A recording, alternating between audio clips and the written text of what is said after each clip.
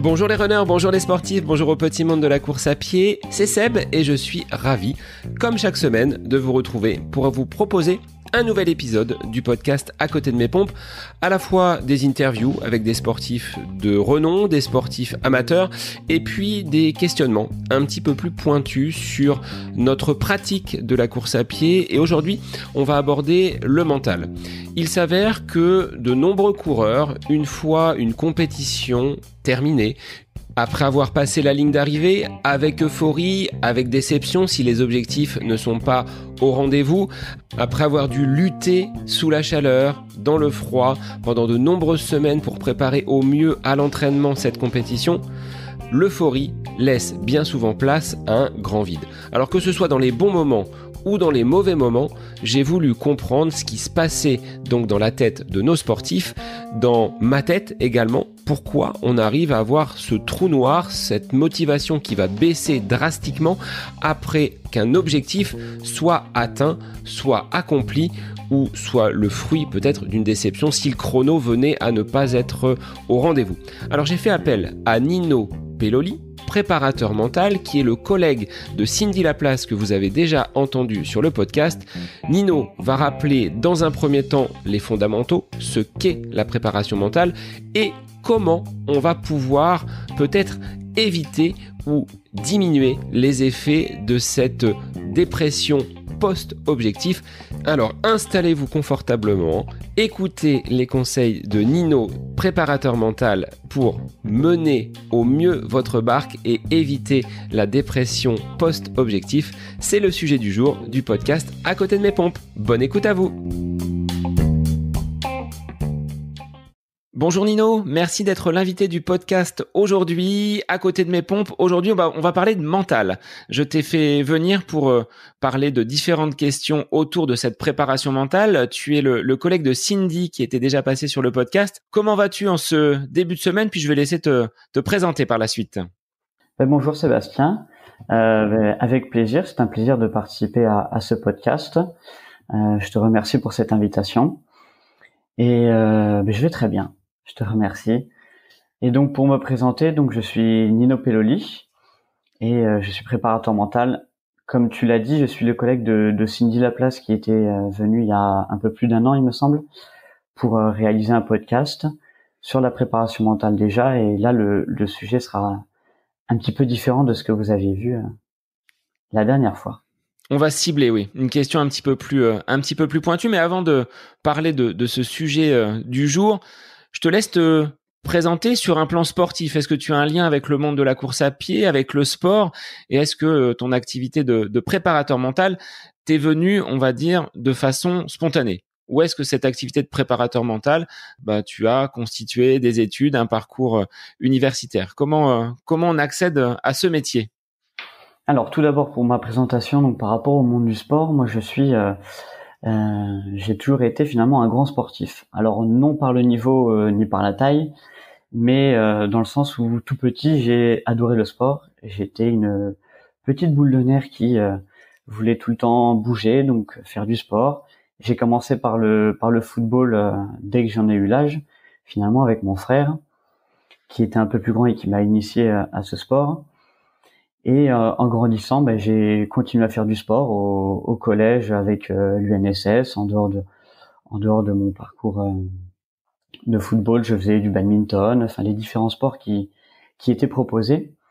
Et j'ai continué au lycée. Au lycée, je suis passé du ballon rond au ballon ovale. Je suis passé au rugby pour différentes raisons. Et à côté, c'était effectivement de la course à pied. Je profitais d'habiter dans un petit village avec de la forêt autour pour aller courir en forêt, pour faire du VTT également. Donc différents sports pour pouvoir me dépenser et pratiquer finalement tous les sports que je pouvais pratiquer, qui était un véritable plaisir.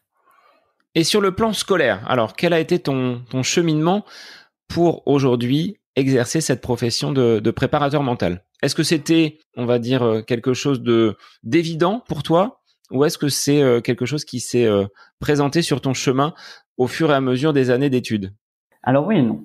Ça a été au début, c'est quelque chose que je connaissais absolument pas, la préparation mentale, parce que ayant toujours été à un niveau amateur, la préparation mentale, on en parle très peu, voire pas du tout. Et étant passionné par le monde du sport, je me suis orienté naturellement vers STAPS. Donc une fois le bac en poche, je suis parti en STAPS. En première année, j'ai été à Toulon, puisque je suis originaire du Var. Donc je fais ma première année à Toulon dans l'optique de être préparateur physique ou entraîneur, plutôt préparateur physique, mais la préparation mentale est quelque chose de totalement inconnu pour moi à l'époque. Et en L1, on a des cours de psychologie du sport et un petit peu de préparation mentale. Et c'est un sujet qui m'intéresse particulièrement. Et donc je me renseigne un peu plus sur ce qu'est la préparation mentale et notamment sur, pourquoi pas, la poursuite de mes études pour être préparateur physique parce que c'est quelque chose qui m'intéresse et y intégrer l'aspect mental dedans. Donc je fais mes recherches et je vois notamment qu'à Lille, il y a un master qui propose de la préparation physique et de la préparation mentale. Donc ça m'intéresse particulièrement et je me dis pour optimiser mes chances d'intégrer ce master, je vais y aller dès la licence afin d'avoir le plus de chances possible d'être pris dans le master qui est parfois très sélectif comme différents masters. Donc je décide de quitter le soleil varois pour. Ça n'a pas été trop dur de monter dans le Nord?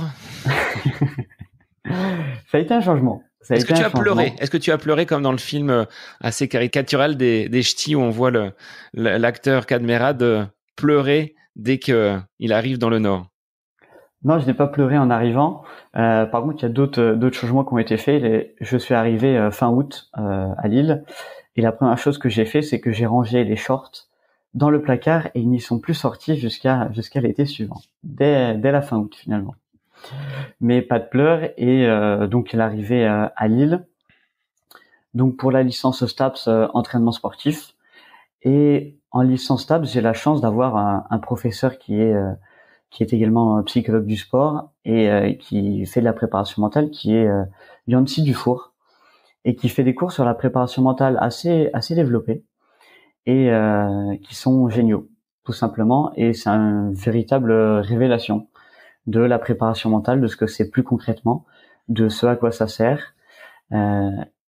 Et naturellement, là, ça s'est imposé comme une évidence pour là où je réponds à ton oui, ça a été une évidence. La préparation mentale, ça m'a énormément plu. Donc, c'est quelque chose qui m'a touché. Et notamment pour mon mémoire de fin de licence, où j'entraînais donc des jeunes rugbyman de moins de 14 ans, donc dans le club de rugby de Lille. Et donc je vais voir le professeur en lui demandant ce que je peux faire, ce qui serait intéressant de faire. Et on passe une heure et demie à parler de tout ce qui pourrait être intéressant à faire, de la préparation mentale, on parle également de mon futur projet professionnel, de ce en quoi ça peut être intéressant, comment m'orienter, etc. Et une heure et demie d'échanges passionnants, et je ressors de là avec mon sujet de mémoire, donc qui sera la routine débuteur pour des jeunes de moins de 14 ans, et une envie claire et établie de vouloir en faire mon métier, de vouloir être préparateur mental, et de finalement laisser de côté la préparation physique. Donc je fais mon mémoire, je fais l'entraînement technique et également mental auprès des jeunes, qui se passe très bien. Les jeunes sont très intéressés par ça. Les parents aussi sont très intéressés par ça, posent énormément de questions, s'impliquent également là-dedans. Donc c'est quelque chose qui est très plaisant d'avoir ces retours. Et donc la mise en place de cet entraînement, le mémoire se passe très bien. La fin de saison se passe extrêmement bien. Pour la petite anecdote, on participe avec l'équipe, on participe à un tournoi international près de Lille. Et l'équipe arrive en petite finale, donc pour la finale pour la 3e ou 4e place. Et match nul, et on se retrouve donc au tir au but. Et donc là, je me dis, on a passé presque 6 mois à s'entraîner sur les tirs au but, sur la routine, sur gérer son stress, sur la technique également. Donc un peu de pression pour dire qu'est-ce que ça va donner. Et un vrai plaisir de voir que l'équipe remporte les tirs au but et le retour que j'ai des jeunes et des parents et même des autres entraîneurs qui disent mais c'est une bonne chose, ça a porté ses fruits, qui étaient très satisfaits et très contents. Donc voilà pour la petite anecdote, toujours plaisant d'avoir ce retour agréable. Et donc à la fin de ma 3e année de licence, je me dis bon, le master qui suit à Lille, il est orienté préparation mentale, mais il est divisé également avec la préparation physique. Et le professeur, Monsieur Dufour, me dit en France, il y a des masters qui proposent uniquement la préparation mentale.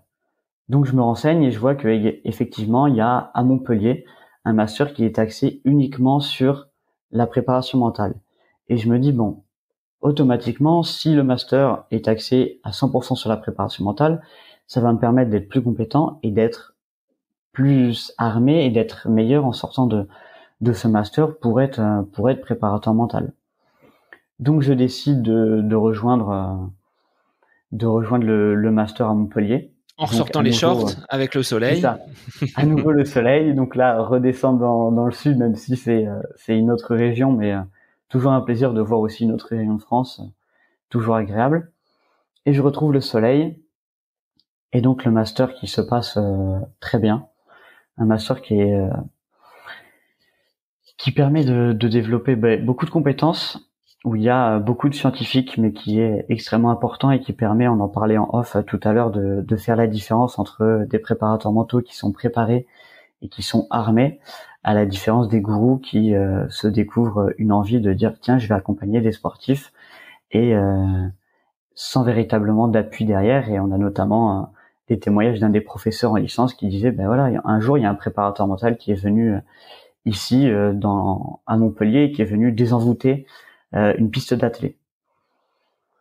Donc quelque chose qui est gourou à 100% et qui permet donc le master qui permet de se détacher totalement et de s'appuyer vraiment véritablement sur la science et à la fois sur la pratique, puisqu'on a une part de pratique qui est grande avec un stage notamment de master 2 qui est sur toute l'année et qui se fait pendant presque 6 mois à temps plein avec un mémoire concret sur ce qu'on a mis en place en préparation mentale lors de ce stage en structure.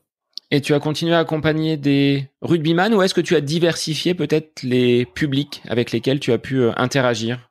J'ai diversifié. J'ai continué à accompagner des rugbyman, mais j'ai accompagné lors de mon stage de Master 1 des basketteurs à tout petit niveau amateur.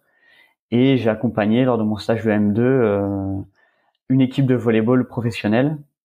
Donc diversifié pour voir les spécificités entre les différents sports, parce qu'il y a quelques petites différences, même si lorsqu'on sort du master, on est capable de travailler sur la confiance en soi, sur la gestion du stress. Donc, de manière générale, on est capable d'accompagner tous les sports, mais c'est intéressant quand même d'aller piocher dans chaque sport les différentes spécificités, les différentes précisions, pour vraiment pouvoir individualiser et voir les différentes nuances qui sont présentes. Donc, j'ai vraiment diversifié les différents publics. Et ce qui est aussi très intéressant, et étant un passionné de sport, c'est toujours avec plaisir que je découvre des nouvelles choses et des spécificités et des petites précisions entre les différents sports, entre les différents sportifs également. Alors, sur des sports comme tu les évoques là, on est sur du collectif. Est-ce que l'on prend un temps, quand tu es préparateur mental, pour travailler avec le groupe et ensuite avoir peut-être des liens un petit peu plus individualisés sur, tu le disais, la confiance en soi, des stratégies à mettre en place, mais il faut qu'au final, ce soit le collectif qui prime. Oui, il y a une phase de présentation de ce qu'est la préparation mentale, parce que la préparation mentale, c'est encore assez peu connu en France. Aux États-Unis, ça fait 30-40 ans que c'est largement développé, mais en France, c'est encore assez peu connu, même au niveau. Donc, il y a une phase de présentation au groupe, d'échange de ce qu'est la préparation mentale. Et après, rentrer plus vers des sportifs individuels, aller les voir sur quelles sont leurs demandes, qu'est-ce qu'on peut optimiser, qu'est-ce qu'ils cherchent à optimiser, parce que la préparation mentale, c'est pas uniquement répondre à des problématiques. Il y a des sportifs qui ont des problématiques, qui viennent pour avoir beaucoup moins de stress, parce que en compétition, ils sont parfois figés, ont du mal à se donner à 100%. Mais il y a des sportifs pour qui tout va bien et qui travaillent le physique, la technique, la tactique, et qui veulent venir travailler leur tête pour être encore plus performants. Donc oui, il y a une part de collectif et il y a aussi une part d'individuel. Et c'est intéressant de pouvoir lier les deux. Et c'est notamment ce que j'ai fait dans mon mémoire de Master 2 qui était sur le leadership partagé au sein d'un collectif. Donc il y ait plusieurs leaders et non un seul leader qui prenne toute la charge de ce leadership et que ce soit les différents joueurs. Donc il y a à la fois un travail collectif sur ce leadership partagé et aussi un travail individuel pour eux les accompagner sur cette prise de leadership. Alors, tu le disais, Nino, c'est très peu connu en France. Ça n'a pas encore, on va dire, pris ses marques dans l'ensemble du sport professionnel. Comment tu l'expliques, cette fracture entre le monde, on va dire, anglophone, américain et le côté latin, européen, où c'est pas encore très très présent? C'est vrai qu'il y a une grande différence. Aux États-Unis, c'est présent depuis 30-40 ans. On voit Michael Jordan qui parlait très facilement du travail qu'il faisait sur l'aspect psychologique, sur l'aspect mental et sur l'importance que ça avait. En France, ça reste beaucoup plus marginal, même si ça tend à se développer ces dernières années. Je l'explique par le fait qu'en France, il y a une relation qui se fait par rapport au psychologique où on dit la personne qui travaille sa tête, elle a un problème. Elle est folle. Je vais voir un psychologue, mais il est fou. Alors que non, simplement pour améliorer encore la confiance en soi, ça se développe. C'est une qualité mentale. On va venir la travailler, gérer son stress. Il y a des personnes qui arrivent facilement à gérer leur stress, d'autres un peu moins facilement, mais tout le monde est face à ces problématiques-là. Tous les sportifs de haut niveau et même à un niveau amateur, avant une échéance, avant une compétition, se retrouvent avec un peu la boule au ventre, des tensions musculaires. Donc c'est apprendre à les faire disparaître. Et petit à petit, on en vient à faire comprendre aux gens que la préparation mentale, c'est ça, c'est de l'optimisation et que c'est utile pour tout le monde, dans le milieu du sport, mais également en dehors, pour les étudiants, pour des chefs d'entreprise, etc. Et qu'il n'y a absolument pas de relation travailler sa tête et folie. Absolument pas. Et ça serait peut-être même l'inverse, si je devais caricaturer, c'est que aujourd'hui, je dirais que c'est de la folie d'être à haut niveau et finalement de laisser l'entraînement mental de côté. Alors c'est peut-être une folie, mais pour un entraîneur, dire à un athlète je travaille le mental, il va beaucoup moins pouvoir le quantifier qu'une série, on va dire, avec tant de secondes à effectuer, ou si on prend en musculation une charge à soulever. Est-ce que c'est pas ce côté invisible qui rend parfois le côté mental un petit peu délaissé? Il y a un côté invisible de l'aspect mental, mais qui a été invisibilisé également. C'est-à-dire que c'est possible. Aujourd'hui, il existe des questionnaires pour évaluer le niveau de stress d'un sportif avant une compétition. Donc, ce sont aussi des choses qui sont quantifiables. Effectivement, l'entraîneur, pour lui, ça va être impossible de faire une préparation mentale à son sportif parce que l'entraîneur, il est expert sur la dimension technique, sur la dimension tactique. Généralement, pour l'aspect physique, il y a un préparateur physique. Et bien, pour l'aspect mental, il y a un préparateur mental. Et on va pouvoir quantifier certaines choses. Donc, invisible, oui et non. Effectivement, on le voit moins que sur la technique, mais en compétition, on le voit énormément. Un sportif qui est stressé, il a une autre posture qu'un sportif qui a une totale confiance en lui. Donc, c'est quelque chose qu'on voit et c'est simplement faire appel à un préparateur mental dans le staff, qui serait une très bonne chose et que j'appelle de mes vœux. J'espère que tous les entraîneurs et tous les staffs de haut niveau auront bientôt un préparateur mental dans le staff. Parce que c'est presque une aberration maintenant de ne plus travailler sa tête. Alors on peut difficilement au final dissocier la tête et les jambes. En course à pied, quand on dit j'ai plus de jambes, c'est parfois faux. C'est que la tête ne veut plus avancer. Ça, on le constate dans tous les pelotons, sur toutes les courses, chaque week-end. Oui. La fatigue notamment est reliée à l'aspect mental. C'est la tête qui fait avancer les jambes. Effectivement, les jambes envoient un retour de fatigue, et si la tête se concentre sur la douleur, sur la fatigue, et que se dit j'en peux plus, je suis à l'agonie et je vais m'arrêter, effectivement, on rentre finalement dans ce cercle vicieux où la fatigue augmente et on va rentrer dedans et ça va mener effectivement à l'abandon, à ces difficultés.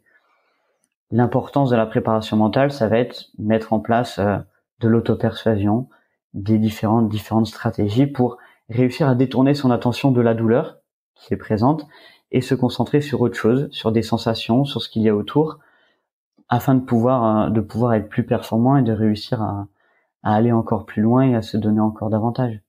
Est-ce que tu peux rappeler, Nino, avant qu'on aborde le sujet du jour et les différentes questions que j'avais à te poser, de rappeler brièvement ce qu'englobe la préparation mentale dans ce que tu pratiques, toi, au quotidien, et pas seulement avec des sportifs, hein, tu le disais, des personnes qui sont peut-être en reconversion professionnelle. On est au mois de juin, là, à l'approche des examens. Les étudiants font peut-être appel à toi également pour se mettre dans les meilleures dispositions. Si je fais appel à un préparateur mental, qu'est-ce que je vais, entre guillemets, trouver comme outil derrière? C'est pas seulement la méthode Coué à dire je suis le meilleur et je vais y arriver. Effectivement, rien à voir avec la méthode Coué. La préparation mentale, on va finalement travailler toutes les qualités mentales. Donc, comme je le disais, la confiance en soi, c'est une qualité mentale, c'est quelque chose qui se développe, qui se travaille. Donc, la mise en place d'auto-persuasion, j'y reviendrai par rapport à la méthode Coué, d'auto-persuasion, gérer son stress, savoir se relâcher, la mise en place d'exercices de relaxation, qui soient là encore individualisés et qui visent à l'autonomie. Donc ça va être différents aspects qui vont être travaillés. La préparation mentale, la définition qu'il y a de la préparation mentale, c'est un entraînement des qualités mentales, donc confiance en soi, gestion des émotions, gestion du stress, concentration, dans le but d'améliorer les performances individuelles et collectives, tout en favorisant le plaisir de la pratique qui est primordial et l'autonomie du sportif. Donc effectivement, j'accompagne les sportifs pour tout ce qui est gestion du stress, confiance en soi, concentration. On va mettre en place de la fixation d'objectifs, on y reviendra certainement plus en détail après, de l'auto-persuasion, de la relaxation, de l'imagerie mentale, différentes techniques qui sont utilisées. Et par rapport à la méthode Coué, quand je parle d'auto-persuasion, c'est-à-dire mettre en place un discours interne qui soit pertinent et efficace dans le but d'atteindre l'objectif. Aujourd'hui, dire je suis le meilleur, je suis le plus beau, je suis le plus fort, je vais tout gagner, ça va être inutile. Parce que soit ça va marcher pendant 10-15 secondes et à la première difficulté, tout va s'effondrer, soit il est même impossible pour certains sportifs de croire qu'on est le meilleur, qu'on va tout gagner. Donc ça va être mettre en place un dialogue interne qui va être beaucoup plus pertinent sur les encouragements, sur des consignes techniques, sur des choses qu'on va se dire, des choses à penser, sur par exemple la foulée, sur la respiration, sur des gestes, des mots-clés qui vont être beaucoup plus pertinents et se dire qu'on est capable d'y arriver, qu'on peut y arriver, sans forcément se dire je vais y arriver. Mais déjà se dire que on peut y arriver, ça va permettre de faire monter le niveau de confiance et donc d'arriver un peu plus serein à la compétition et donc d'être plus performant derrière. Tu parles d'entraînement mental comme un entraînement physique. Ça veut dire que chaque semaine, les personnes que tu accompagnes ont, entre guillemets, un plan à respecter avec une graduation dans les objectifs, dans les exercices que tu peux leur donner. L'objectif premier étant de les conduire, tu le disais, vers une autonomie. C'est-à-dire qu'à terme, quelqu'un que tu auras préparé sera capable d'actionner certains outils, certains exercices pour se mettre en condition. Exactement. C'est un entraînement. Il y a une planification de l'entraînement. Comme pour l'aspect physique, il y a une planification d'entraînement. Je vais te prendre un exemple très concret pour te parler. Il y a des sportifs qui ont du stress et qui ont la boule au ventre avant le départ d'une course, qui sont complètement tendus, crispés, qui se parlent de manière négative, qui ont des peurs, qui prennent toutes leurs pensées. Avec ces sportifs-là, dans ce cas-là, on va travailler la relaxation. Dans un premier temps, la relaxation, je vais la guider. C'est-à-dire qu'on va faire de la relaxation qui va durer un quart d'heure, 20 minutes. Une technique bien précise, adaptée aux sportifs. Et mon objectif, c'est que le sportif, à terme, il arrive à faire sa relaxation tout seul. Sauf qu'on est d'accord, avant une course, le sportif, il peut pas s'allonger sur le canapé, fermer les yeux et passer un quart d'heure ou 20 minutes à faire de la relaxation. C'est tout bonnement impossible. Donc la planification, ça va être de petit à petit le sportif va apprendre à réduire la relaxation, à la faire en moins de temps. À la fin de la séance, je donne une fiche au sportif et on la voit ensemble avec les différentes étapes de la relaxation. Comment lui va les mettre en place. En bas de la fiche, il a un QR code qui peut scanner et qui, s'il le souhaite, à un moment, peut se faire guider très facilement. Ça amène sur une vidéo sur YouTube qui peut retrouver et donc se faire guider pour la séance de relaxation. Il l'a. Et mon objectif, c'est que pendant une semaine, éventuellement, il va faire 3 fois de la relaxation en étant guidé. Puis la semaine suivante, il va le faire en étant seul. La semaine d'après, il va le faire en étant assis. Puis il va ouvrir les yeux. Puis il va réduire le temps. Et le but, c'est que à terme, le sportif, il ait aucunement besoin de moi avant le départ qui lui fasse une séance de relaxation parce que c'est tout bonnement impossible. Il faudrait que je me multiplie en je ne sais combien d'exemplaires pour pouvoir accompagner tous les sportifs sur les compétitions.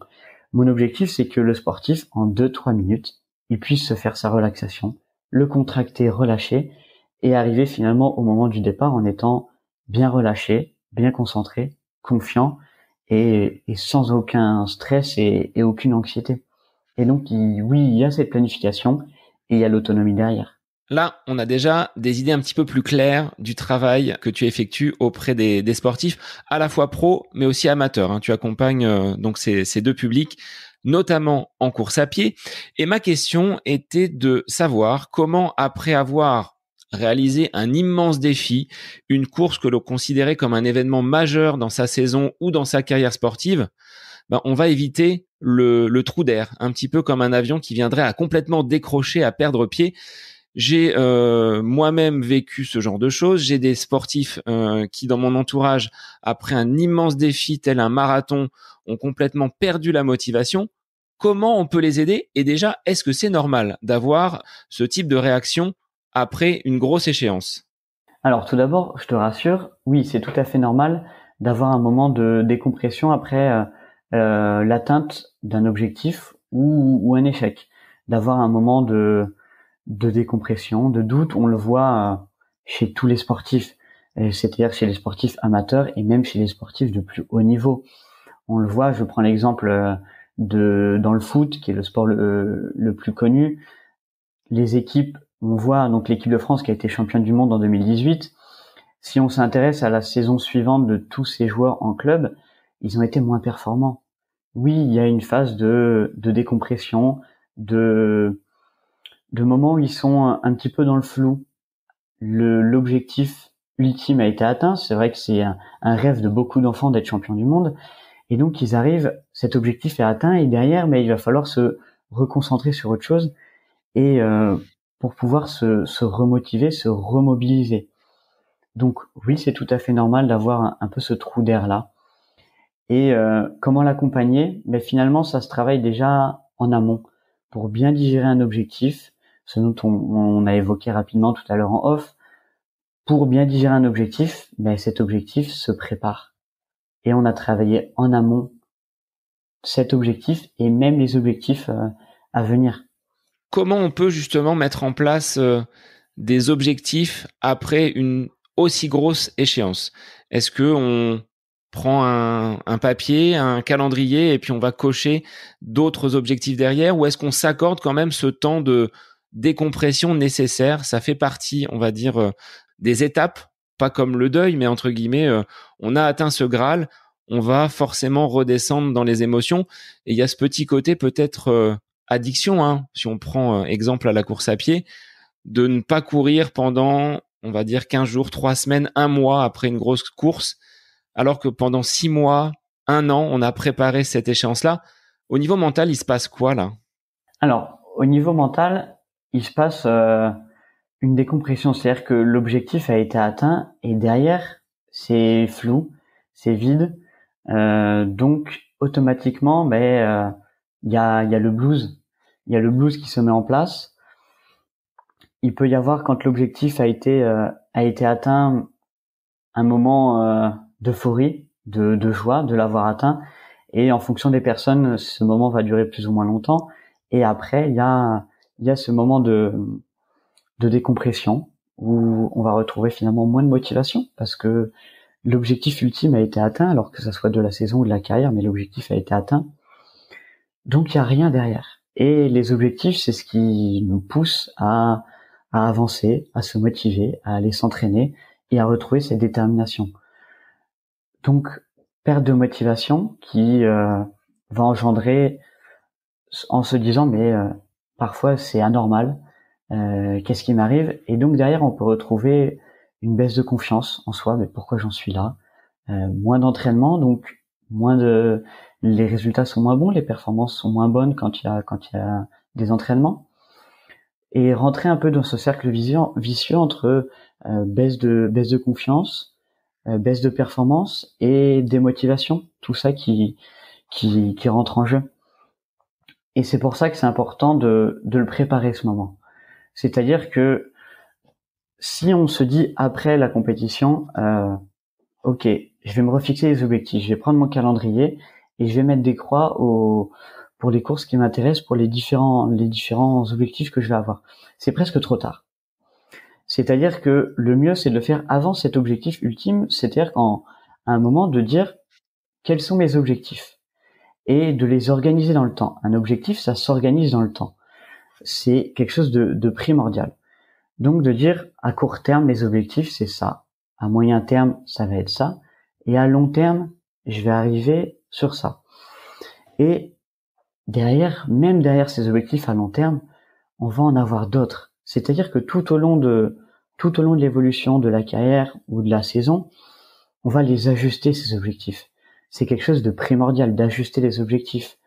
Parce que si on est en avance sur les objectifs, mais il va falloir les revoir à la hausse pour que ces objectifs restent difficiles et nous poussent à aller encore plus loin et à se donner encore, à se dépasser encore plus pour être encore plus performant.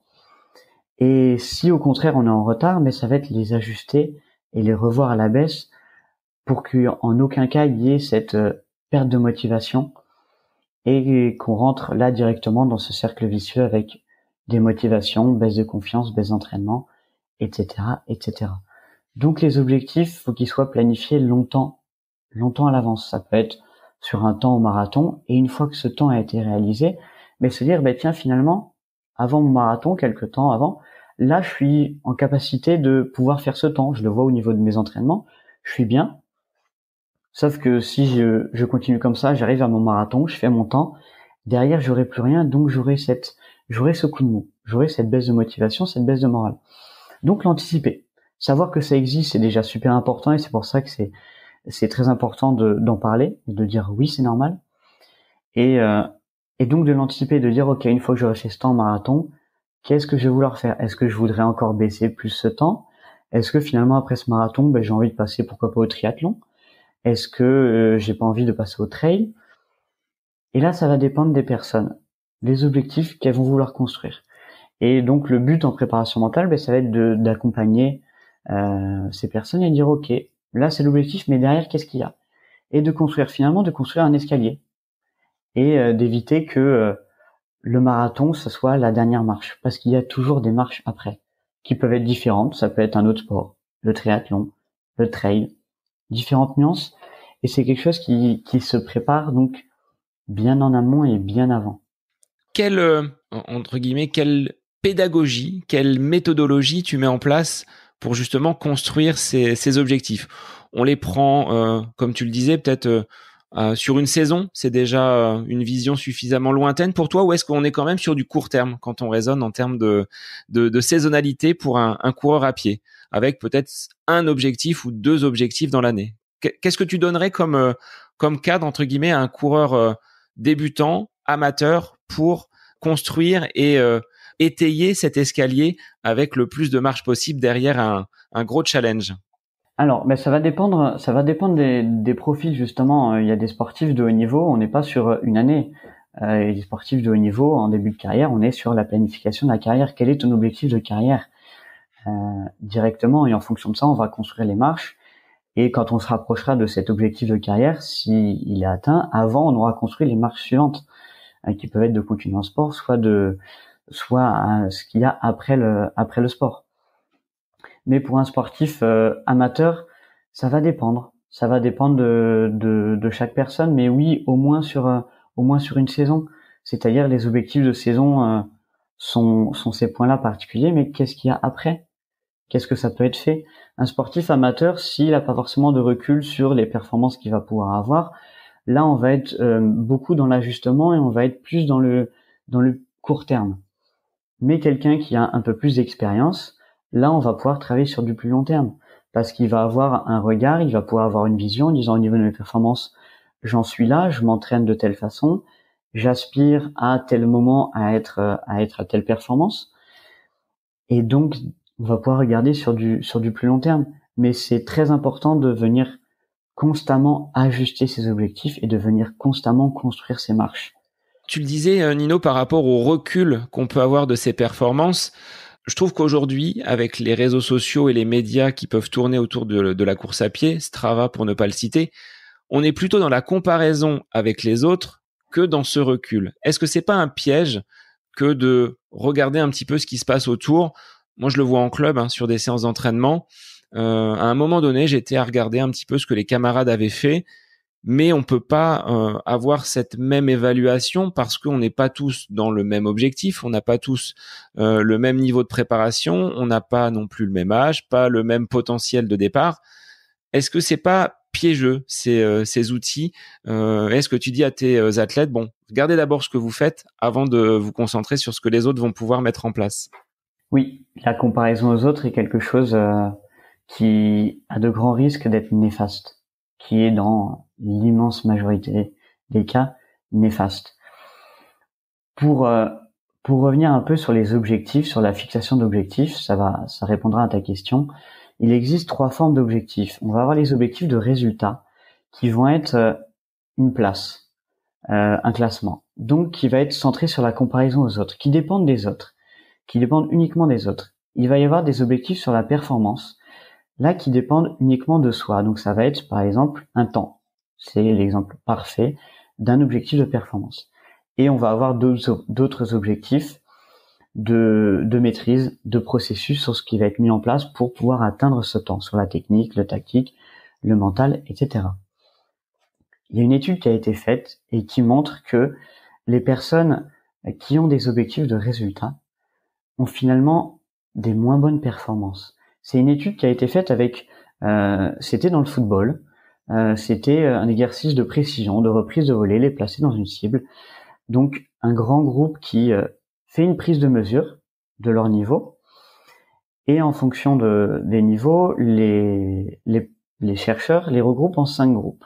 Et en fonction des groupes, ils leur donnent des objectifs différents, donc soit de résultats, de performance, de maîtrise, ou des buts multiples, les 3 à la fois. Et les résultats de l'étude sont très parlants, montrent que après les 5 semaines d'entraînement, il y a une deuxième prise de mesure, et qu'il y a un groupe qui a même des moins bonnes performances après les 5 semaines d'entraînement qu'avant. C'est le groupe qui s'est fixé des objectifs de résultats, donc qui était focalisé sur la comparaison aux autres. Ils sont entraînés pendant 5 semaines et ils ont des moins bons résultats. Donc c'est assez parlant. À l'inverse, ceux qui ont des meilleurs résultats, c'est ceux qui sont concentrés, ceux qui avaient des buts multiples, c'est-à-dire sur le processus, sur la performance et un petit peu à du long terme sur des résultats. Donc oui, c'est beaucoup plus bénéfique de se concentrer uniquement sur soi, sur ses propres objectifs, sur sa technique, parce que comme tu le disais, mais les personnes ont des âges différents, des objectifs différents, des moments ils sont pas au même endroit, au même moment de la planification physique, etc. Donc oui, c'est piégeux de rentrer dans la comparaison aux autres. Le mieux, c'est de rester vraiment dans la comparaison sur soi et de regarder ses propres progrès, et donc en fonction de ça, de se fixer ses propres objectifs. Alors après, c'est difficile parce que en termes de limites, même notre propre corps, on n'ira jamais jusqu'au bord de ces limites. Comment on peut avancer? Alors pour le résultat, je suis d'accord. Si tu prends une course en 2021 et tu regardes un résultat en 2022, il n'y a pas le même plateau, il n'y a pas la même densité. Des coureurs seront peut-être plus rapides en fonction justement des inscriptions. Donc là, effectivement, c'est pas quelque chose sur lequel il faut vraiment s'attarder en disant j'ai fait un top 100 cette année, je suis top 200 seulement en 2022. Bon, qu'est-ce que je peux en tirer? Là, il y a pas grand-chose. Par contre, sur les performances, elles vont varier aussi en fonction de différents facteurs. conditions identiques, il y aura peut-être un peu plus de vent, il y aura peut-être une température qui fera que on sera un peu moins résistant à la chaleur. Mais le niveau de maîtrise, moi, j'intégrerai également les sensations. Je sais pas si vous en parlez avec les sportifs que tu accompagnes, mais est-ce que, voilà, sur ce chrono-là, il est peut-être moins bon, mais ton niveau peut-être de sensation était meilleur. Alors, c'est peut-être dans la maîtrise, justement, que tu englobes ce genre de facteurs. Oui, on parle de sensations sur les retours qu'il y a, c'est-à-dire que on parlait tout à l'heure de digestion d'un objectif, ça doit se travailler en amont, construire ces marches qui se construisent au fur et à mesure. Il y a aussi un moment où, une fois l'objectif passé, on a un moment de bilan. On regarde en arrière et on se dit qu'est-ce qui se passe, qu'est-ce qui s'est passé, pourquoi ça s'est passé, en bien ou en mal, et on l'analyse.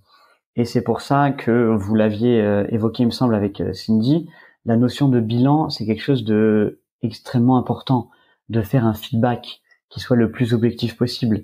Et un feedback, pour qu'il soit objectif, il y a un moyen mémotechnique pour un bon feedback, un bon retour, c'est le hamburger. Le hamburger, je pense que tu le vois, il y a les 3 tranches, pour faire simple, le pain qui est en haut, le steak ou la galette pour les végés, et le pain à nouveau en bas. Et donc effectivement, on va venir regarder avec dans le pain tout ce qui est positif, tous les points positifs. Et effectivement, dedans, on va avoir tout ce qui est sensation, tout ce qui va être axé sur la maîtrise, sur la technique. Comment est-ce que je me suis bien encouragé, j'ai bien mis en place ma routine, les sensations étaient bonnes, tout ce qui est positif, et on va le mettre en place parce que ça permet au cerveau de se rendre compte de tout ce qui a été fait et donc de faire monter le niveau de confiance.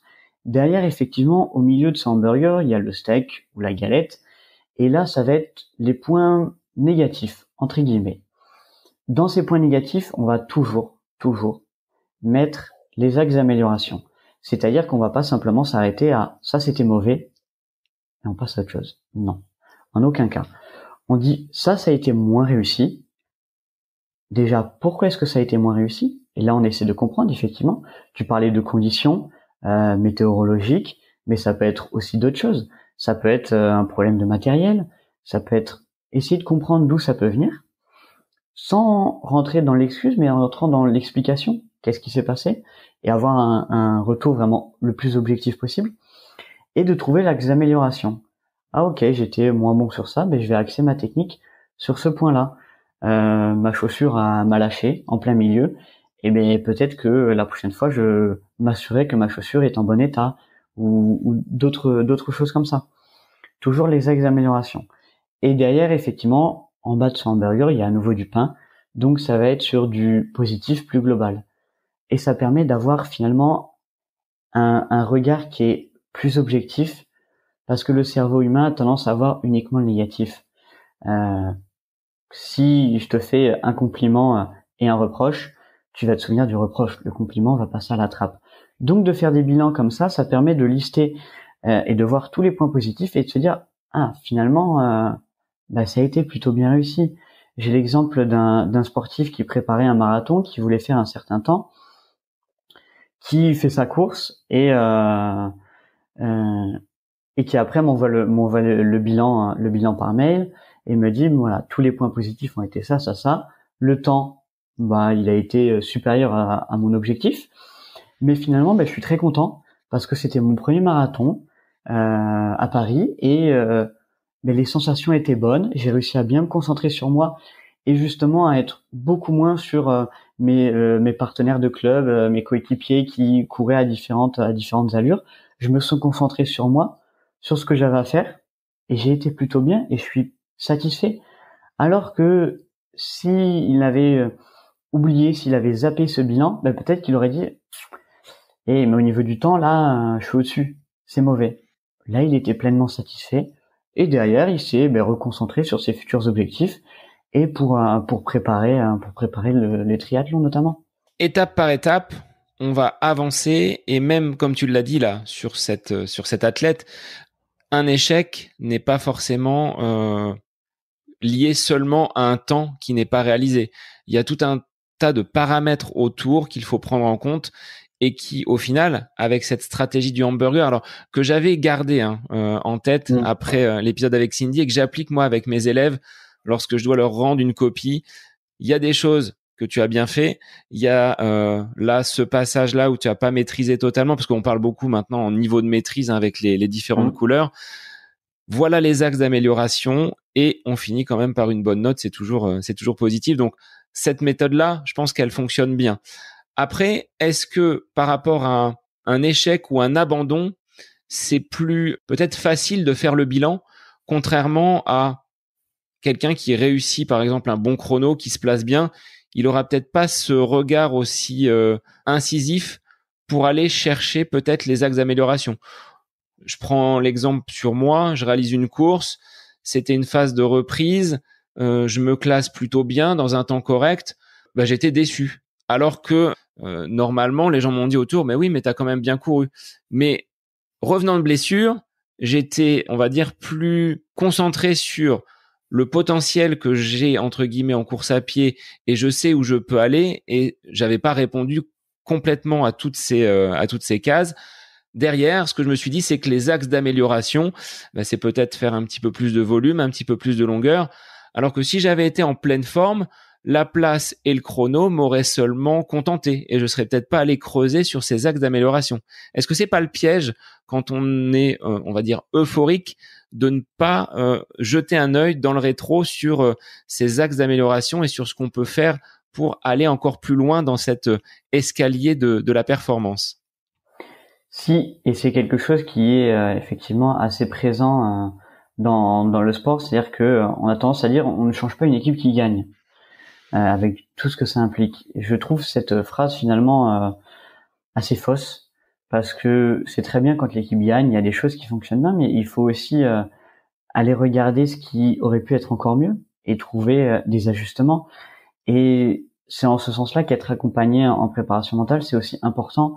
Et de faire ces bilans, ça permet de voir, oui, ce qui a été très bien, sur quel point est-ce que je peux encore progresser pour aller encore plus loin et pour aller atteindre cette marche supplémentaire et d'avoir cette exigence d'être finalement encore plus performant. Et c'est pour ça que la notion de bilan, elle est super importante. Elle est super importante et c'est aussi important de pouvoir le faire avec quelqu'un. Parce que seul, on a toujours le biais, parce que c'est subjectif. Alors, ça peut être avec l'entraîneur, ça peut être avec un partenaire d'entraînement, un préparateur mental, idéalement, d'être accompagné pour vraiment y réfléchir et essayer de chercher qu'est-ce qui aurait pu être encore un peu mieux, techniquement ou sur d'autres points. Et on a tendance, quand tout va bien, à dire c'est parfait, je m'arrête là. Non. C'est possible d'aller encore plus loin parce qu'il y a un moment où dans le sport c'est cyclique, il y a un moment où ça va aller un peu moins bien. Et si effectivement on ne s'y est pas préparé, là on va avoir beaucoup d'axes d'amélioration. Et avant on sera peut-être moins entraîné, on aura moins progressé et il va y avoir tout à refaire, tout à retravailler. Retravailler la confiance, retravailler la technique, retravailler d'autres choses. Alors que si ça a été préparé en amont, on sait qu'il y a ce point-là à améliorer et on va y être préparé. On va être préparé à ça. Et c'est pour ça qu'il y a un aspect, tout à l'heure tu parlais de pédagogie. Oui, il y a un aspect de pédagogie, c'est-à-dire que effectivement, c'est important de dire que après un objectif atteint ou non, ou oui, il y a une phase de décompression. C'est normal. Faut y être préparé. Et le simple fait de le savoir d'y être préparé, on dit ok, là je suis dans cet état-là. C'est normal. J'accepte. Et je vais essayer de me recentrer pour être encore meilleur. Mais c'est normal. Et je l'accepte. C'est aussi quelque chose de super important. Alors Nino, par rapport justement à ce bilan, qu'est-ce que l'on doit regarder? Sur un plan pratique, tu dis, bon, être accompagné par un préparateur mental, c'est la meilleure des solutions. Lui va donner sa pédagogie avec les axes, entre guillemets, qui vont être ceux à observer. Quand on est tout seul et que l'on veut s'auto-analyser sans être trop dur, parce que peut-être que aussi certains sportifs vont être assez sévères avec le jugement qu'ils peuvent avoir de leur pratique, qu'est-ce que l'on peut mettre en place très concrètement pour faire ce bilan, que ce soit après une séance? Qu'est-ce que tu conseilles? On le fait après chaque entraînement, après chaque compétition ou objectif rempli? Quel est le rythme et qu'est-ce que l'on met dans ces bilans? L'idéal, c'est de le faire effectivement après chaque entraînement, d'avoir un retour précis. Le mieux pour éviter d'avoir un regard qui est subjectif quand on est seul, effectivement, parce qu'il n'y a pas toujours l'entraîneur qui va donner un retour technique, ou il n'y a pas toujours le préparateur mental qui va faire réfléchir sur d'autres aspects. L'entraîneur peut aussi faire un excellent retour. Le préparateur mental va faire réfléchir simplement. Mais ça va être de mettre en place un retour donc objectif. Pour ça, le mieux, c'est avant chaque entraînement, avant chaque compétition, de se fixer des objectifs qui soient mesurables. Et on va y avoir des objectifs qui vont être techniques, des objectifs tactiques, physiques, psychologiques, et derrière, effectivement, de résultats de performance. Et en fait, simplement d'avoir ces objectifs-là écrits, quantifiables, idéalement, mais derrière, le bilan, il est assez simple. Le bilan, c'est, je reprends mes objectifs, tiens, est-ce que ça a été atteint? Et de là, effectivement, ça va être placé dans le positif ou au contraire dans les choses à améliorer. Et ça permet d'avoir un retour qui soit le plus objectif possible. Donc, les objectifs avant, chose primordiale, et après, le bilan et un moment de réflexion, d'analyse le plus objectivement possible. Ça, c'est intéressant parce qu'on peut le faire assez simplement. On prend un petit cahier, une petite feuille et on peut noter, je sais pas si je prends mes objectifs par rapport à une séance, c'est courir relâché, ne pas avoir peut-être le cardio qui monte trop au bout de 2 ou 3 fractions, de respecter un timing, de ne pas se blesser sur cette séance qui est peut-être très sollicitante. Donc, à chacun peut-être de regarder, comme on pourrait avoir 3 objectifs de gratitude dans une journée, sur un entraînement ou sur une compétition, de se donner ces 2-3 items et de les débriefer et de voir après peut-être sur le long terme, parce que là, il faut ensuite être capable de les mesurer sur une période d'entraînement, sur un plan, comme tu l'as évoqué tout à l'heure. Exactement, c'est une bonne chose d'avoir des critères qui soient quantifiables. À la phrase ne pas avoir le cœur qui monte trop haut, je la formulerai dans l'autre sens. Je la formulerai de manière positive, enlever le ne pas, et je la mettrai avoir le cœur qui reste dans cet intervalle-là de battement. Mais on le sent dans ton vocabulaire, c'est-à-dire que tu vas dire on note les aspects positifs, on va regarder les axes à améliorer. Le côté négatif, tu ne te places pas forcément dans cette dynamique qui n'en est pas une, parce que ça va plutôt peut-être contrarier l'athlète, ça peut le faire douter. Donc on est toujours dans droit devant, on regarde devant soi. C'est ça. On évite le négatif. Il y a parfois des choses, un objectif qui est manqué, il est manqué, il faut pouvoir le dire. Mais en fait, de noter le négatif, comme je t'ai dit tout à l'heure, si je te fais un compliment et un reproche, le cerveau humain, ça a été prouvé, va toujours se concentrer sur le reproche, et donc ça va engendrer une baisse de confiance. Là, le but, c'est de voir ce qui a été bien et de venir toujours, regarder devant, voir ce qui peut être encore amélioré, et donc travailler cette confiance. Le fait de noter malgré tout les points qui ont été moins travaillés, ça évite l'excès de confiance qui peut arriver quand tout est gagné, on gagne tout. Là, on peut avoir un excès de confiance.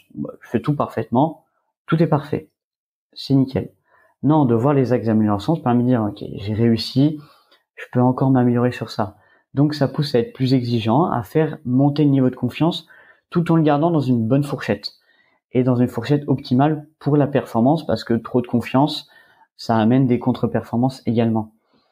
Donc oui, voir toujours en ce qui peut être amélioré plutôt que se concentrer sur le négatif. Et même dans la formulation des objectifs, c'est-à-dire que si ton objectif c'est de ne pas arriver à ça, en fait ton cerveau va lui retenir davantage les mots-clés et donc se concentrer sur quelque chose que tu ne veux pas. Si je te dis, et je pense que tous tes auditeurs peuvent le faire, mais ne pense pas à un ours blanc. La première image que tu vas avoir en tête, malgré toi, ça va être un ours blanc. Donc ça va être la même chose pour ne pas stresser. Non, peut-être tourner la phrase différemment, rester détendu à mon départ. Et ça va te permettre finalement rien que dans la formulation de la phrase, mais ça va être un dialogue interne qui va être plus positif, qui va être plus efficace, et qui va permettre d'atteindre mieux ses objectifs. Et pour revenir sur tes objectifs, oui, d'avoir des objectifs précis et d'avoir ces objectifs-là qui soient sur le processus, sur la maîtrise, plutôt que sur le résultat et sur la performance. Ça va permettre de mesurer, de modérer le résultat, parce que tu peux arriver à faire une performance qui est extrêmement bonne, et pourtant dans la maîtrise, dans le processus, il y a des choses qui ont été moyennes, que tu pourrais aller plus loin, aller encore plus loin et être encore meilleur, et que si tu n'as pas ces objectifs-là, finalement, tu passes à côté.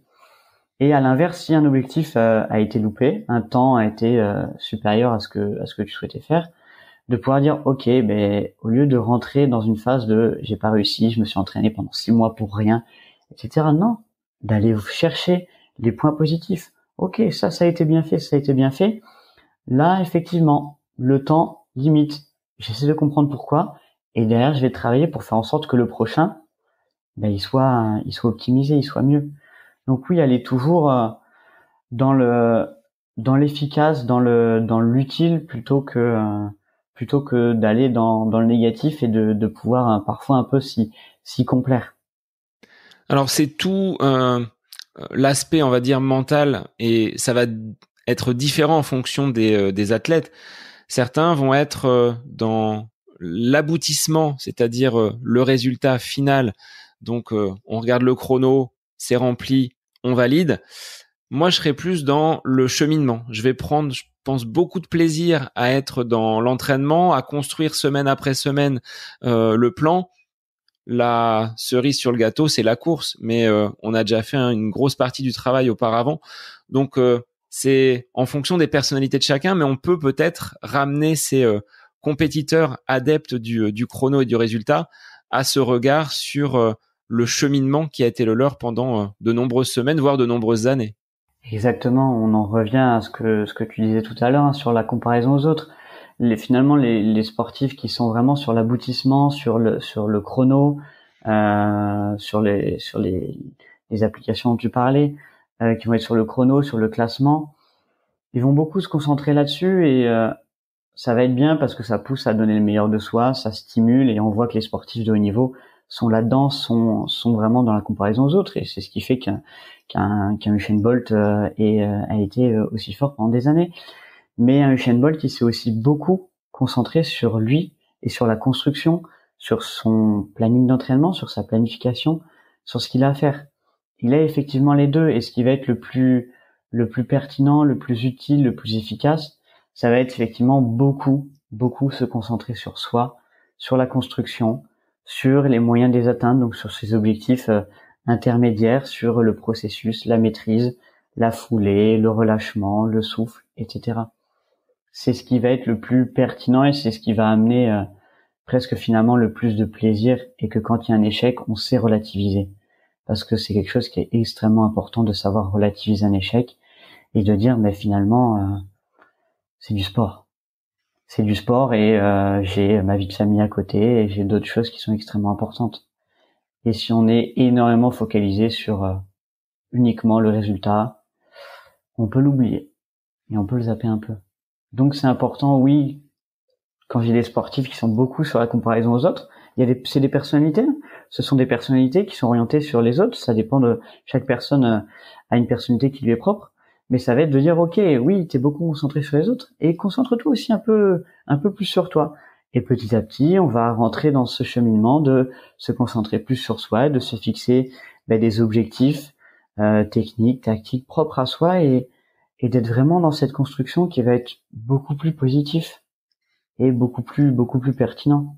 Comment, justement, quand on rencontre un échec pour un coureur qui aurait mis en place vraiment très sérieusement son plan d'entraînement, comment tu peux expliquer que sur une compétition, et ça m'est déjà arrivé, de me dire j'ai fait tout le plan d'entraînement, j'arrive le jour de la compétition et rien ne se passe comme prévu? Est-ce que c'est du stress? Est-ce que les facteurs environnants, quels qu'ils soient, peuvent potentiellement impacter un petit peu la performance? Mais est-ce qu'il n'y a pas autre chose qui peut expliquer le fait que rien n'aille comme on l'avait prévu? Alors il y a effectivement des facteurs qui sont extérieurs. Ça peut être la météo. Il fait extrêmement chaud, ou il pleut, il y a du vent, etc.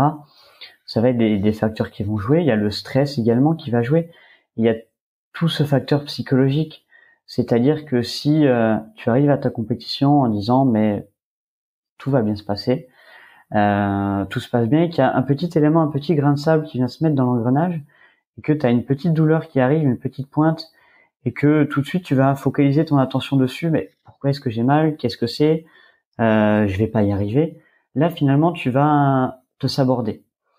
Et donc effectivement la performance va être moins bonne. Donc il y a tout un travail psychologique et qui se fait lors de l'accompagnement, les objectifs, et on travaille également dans les scénarios catastrophes à un moment. C'est-à-dire que 2 semaines avant la compétition, on se pose et on dit ok, bon, espérons que jamais ça n'arrive, mais qu'est-ce qui peut mal se passer? Ah, ça, il peut mal se passer. Il peut faire très chaud ce jour-là, il peut y avoir de la pluie, tu peux avoir un problème de matériel, tu peux avoir ci, tu peux avoir ça, tu peux avoir mal dormi, etc. Ok. Voilà tous les scénarios catastrophes. Et en fonction de tous ces scénarios catastrophes, répondre et dire, qu'est-ce que tu fais maintenant? Qu'est-ce que tu fais si ça arrive? Et d'y être préparé. Je veux dire, ça permet aux sportifs d'arriver et de dire, ok, je suis préparé. Derrière, on va en aucun cas rester sur tout ce qui peut mal se passer. Ça, on va le faire en amont de la compétition, 2 semaines, 10 jours. Et après, on va partir beaucoup plus sur ce qui peut être positif pour faire monter le niveau de confiance. Mais que finalement, si quelque chose se déroule mal, bah, c'était prévu, c'était dans le plan. Et moi, j'ai prévu mes étapes, je sais ce que j'ai à faire. Je sais comment y répondre. Et c'est quelque chose qui est extrêmement important, et notamment la mise en place, mais là, de l'auto-persuasion, du dialogue interne. Je vais dire, ok, je vais m'encourager, je vais me dire ça. Si j'ai une petite pointe, mais je vais plutôt me concentrer sur autre chose. Et tout ça, ça va être des choses extrêmement importantes, mais pour ça, faut s'y être entraîné et s'y être préparé à ça. Alors sur les petites phrases, tu parles d'auto-persuasion. Qu'est-ce que l'on peut se dire quand les jambes commencent à être dures, que le souffle est court et que la ligne d'arrivée est pas encore là? On a encore un petit bout de chemin à parcourir. Quels sont les mots? Est-ce que là aussi ça va être peut-être propre à chacun, mais qu'est-ce que tu donnes comme axe justement d'amélioration? Alors les mots, effectivement, comme tu le dis très bien, ils sont vraiment propres à chacun. C'est-à-dire qu'il y a des personnes qui vont se donner des mots sur les sensations, sur l'allure, sur quelque chose d'extérieur. Ils peuvent se concentrer sur le rythme d'une musique en l'imaginant, en faisant de l'imagerie mentale. Ça va être avec des encouragements. Ça peut être il reste plus que tant de kilomètres à faire. Ou à l'inverse, avec d'autres personnes qui vont se dire mais j'ai déjà fait tant de kilomètres. Et ça, en fait, ça va varier en fonction des personnes. Et finalement, ce qui est dans la préparation mentale, c'est que c'est le sportif qui a les réponses. Moi, je suis là pour l'aider à trouver les réponses, à trouver ses mots-clés, à aller le questionner. Mais c'est le sportif qui a les réponses. C'est le sportif qui travaille sa tête, qui va savoir ce qui va être le plus pertinent. Moi, je vais simplement l'aider à chercher et à dire, ok, si tu dis cette phrase-là, est-ce que tu penses que ça peut être plus positif? Oui, non, je sais pas. On teste. Tu fais l'entraînement et tu essaies cette phrase-là. Tu vois ce que ça donne. Il y a des ajustements à faire. Et il y a toute cette réflexion-là à faire. Et donc, oui, ça peut être se concentrer sur autre chose, sur le mouvement des bras. Ça peut être quand les jambes commencent à piquer à la fin et qu'il faut accélérer pour atteindre le chrono. Mais ça peut être peut-être plus se concentrer sur les bras et dire, je vais faire des grands mouvements de bras, par exemple. Parce que je sais que quand je fais les grands mouvements de bras, mes jambes, elles vont faire la même chose. Et sauf que j'ai extrêmement mal aux jambes et que si je me concentre sur les jambes, ça risque d'être négatif, d'être délétère pour ma performance. Donc je vais me concentrer sur mes bras, sur l'amplitude de mes bras. Ça va être vraiment propre à chacun. Et en premier lieu, par contre, la chose la plus importante, ça va être véritablement les encouragements. C'est quelque chose qui est primordial et qui est bien souvent oublié. Les sportifs adorent se faire encourager. Ils aiment quand on dit allez, t'es capable, tu peux le faire. C'est quelque chose qui est extrêmement positif et bénéfique pour la performance. Par contre, ils ont tendance à oublier eux-mêmes de s'encourager, alors que c'est quelque chose qui est extrêmement important. Ça a même encore plus de poids de s'encourager soi-même que d'avoir des encouragements qui soient extérieurs. Le dialogue interne est plus important que le dialogue que ce qui vient de l'extérieur. Des joueurs dans les différents sports peuvent se faire insulter. Ils vont réussir à un moment à rentrer dans la bulle, mettre la barrière et à zapper ces insultes. Par contre, un sportif qui lui-même s'insulte, qui se dit je suis nul, j'arrive à rien, là il se pénalise automatiquement. Donc d'avoir véritablement cet encourageant, ça va être extrêmement important. Avec, comme tu l'as dit, il y a un travail donc de fond à réaliser pour tester en fonction des semaines d'entraînement qui précèdent cet objectif. Ça se prépare. Donc c'est là tout aussi important que l'entraînement physique. Combien de pourcentage tu donnerais au mental par rapport au travail physique sur un objectif en course à pied? C'est compliqué de donner une estimation de mental. Il y a des sportifs qui disent que c'est 90%, d'autres que c'est 10%. C'est difficile de donner un pourcentage. Je préfère simplement dire que le mental c'est primordial, et je pense que toute personne qui s'entraîne se rend compte que son dialogue interne il est extrêmement important pour être performant. Un pourcentage précis, trop difficile à donner, mais c'est quelque chose, c'est très important. Et j'ai tendance à poser la question en disant ok, le mental pour toi c'est extrêmement important, ça, quand les personnes donnent un pourcentage, à dire ok, et donc pour ton physique tu t'entraînes tant de temps par semaine, et ta tête, combien de temps par semaine est-ce que tu l'entraînes? Ah ben je l'entraîne jamais. Ah oui. Et de voir le décalage en disant oui, finalement ça serait une bonne chose de l'entraîner, et d'avoir finalement de l'entraîner un tout petit peu. Les résultats sont très rapides.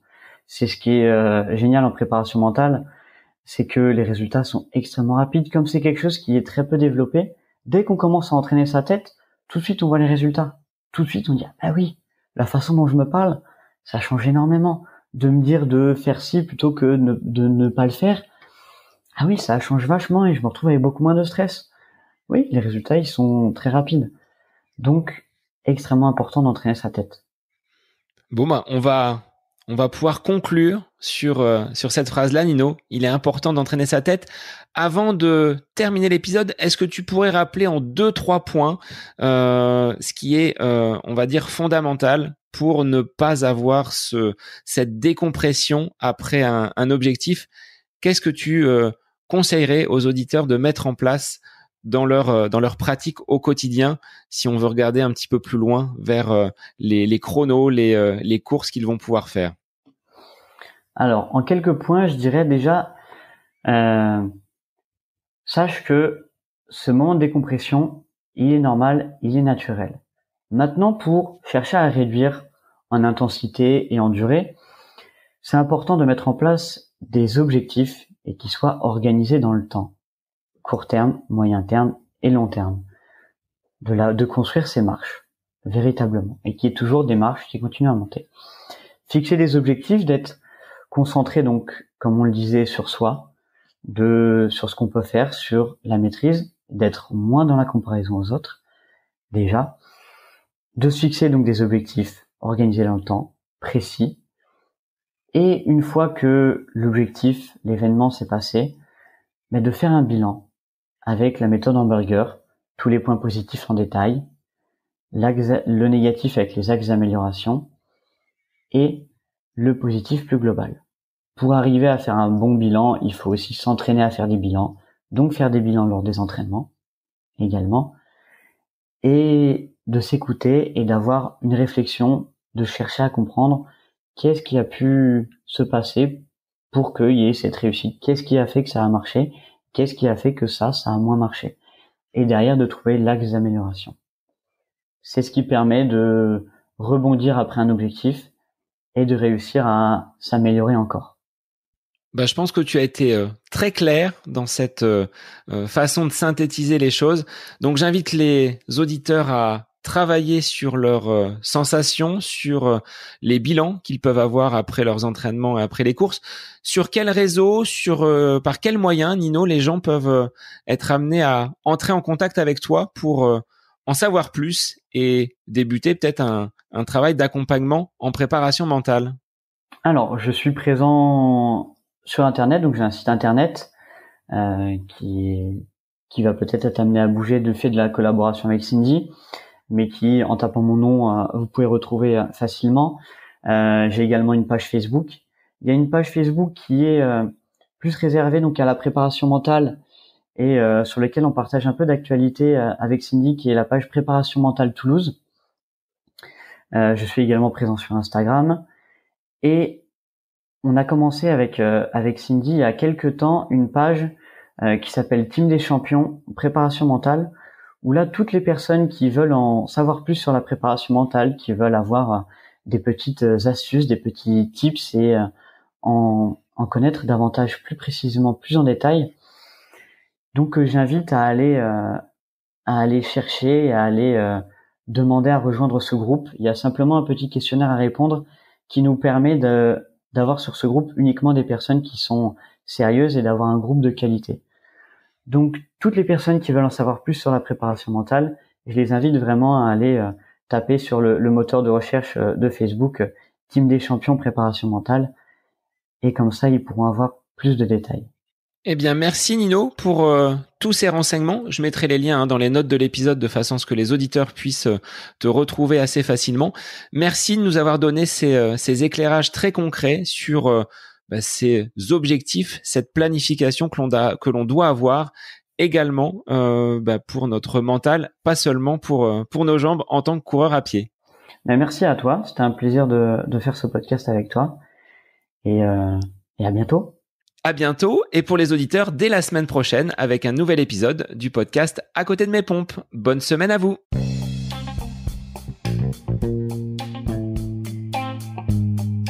J'espère que cet épisode avec invité vous aura plu. Je vous remercie infiniment de votre écoute. Pour faire remonter le podcast dans les classements, je vous invite à laisser une petite évaluation sur Apple Podcast, 5 étoiles, un petit commentaire, ça me fera énormément plaisir et vous permettrez au podcast d'être remonté, diffusé, déployé sur ces différentes plateformes de façon plus importante encore qu'il n'est actuellement. Et puis je vous invite à me retrouver sur les différents réseaux, Facebook, Instagram. Laissez votre petit message, votre commentaire, ça me fait plaisir d'échanger avec vous. Si vous avez des questions, si vous voulez échanger sur quelconque sujet en lien avec la course à pied, mais pas que, parce que le sport c'est une philosophie de vie et c'est une passion qui nous anime de façon commune, donc n'hésitez pas à venir échanger avec moi. Sur ce, je vous souhaite une bonne fin de semaine, un bon week-end et je vous dis à la semaine prochaine pour un nouvel épisode du podcast À côté de mes pompes.